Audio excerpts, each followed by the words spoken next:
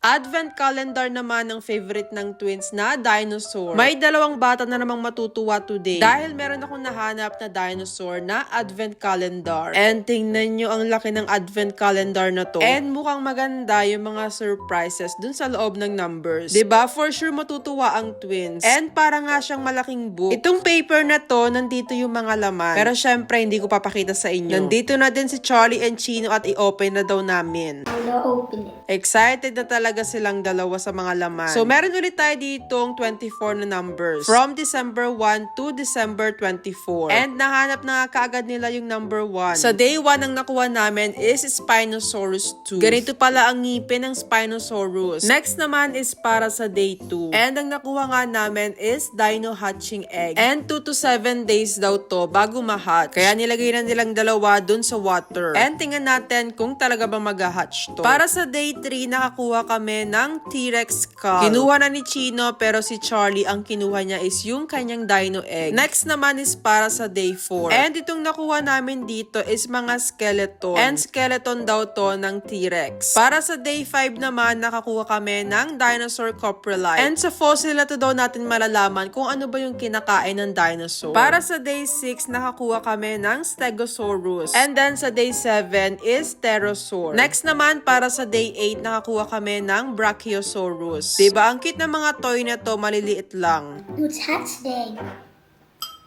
Anyway, para sa day 9, ang nakuha namin is Dimetrodon. Gusto ni Chino itong mga ganitong maliit na dinosaur. Sa day 10, nakakuha naman kami dito ng dinosaur na merong puno. Plus, meron na din kasamang sand. So, yung dinosaur parang nasa beach. Diba? Ang cute din nito. And si Charlie and Chino, nilagay na kaagad yung sand dun sa table. Para sa day 12, ang na-open namin is painting. So, meron siya ditong paint, tapos meron na ding paintbrush. And meron na din kasamang dinosaurs. Sa day 13 is Styracosaurus, tapos ito sa day 14. His wife is Parasaurolophus daw, sabi ni Chino. Sa day 15, ang laman naman is Parasaurolophus skull. Diba? Nakakabulol. Nag-paint na nga din pala kami dito. Para sa day 16, meron ditong sensory activity. And merong fossils dun sa loob. And nagustuhan ni Charlie kasi squishy siya. Para sa day 17, nakakuha ulit kami ng dino hatching egg. So, ayan at hinahatch na ulit ni Charlie. Sa day 18 is Velociraptor skull. While sa day 19 is Plesiosaur. Magagalit na naman si Charlie and Chino pag mali-mali ako. Para sa day 20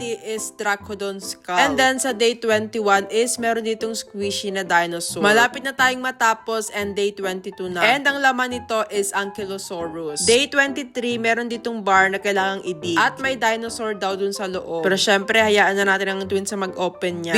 Busy pa rin kasi si Charlie na i-hatch yung kanyang egg. And kinacrack na nga lang niya yung shell. Finally, ito na tayo sa day 24. And ang laman naman nito is Velociraptor claw. Akala ko kanina ngipin din. Diba? Super busy naman ng twins. And na-open na nga ni Charlie yung egg. Hindi na niya maantay na ma-hatch yung dinosaur egg. Kaya ayan, krinak niya na lang. While si Chino, china-check yung mga nakuha niyang dinosaurs. Next project naman ni Charlie is yung kailangang i-dig. Kaso ang ginagamit is yung claw ng Velociraptor. Kailan pa kaya matatapos?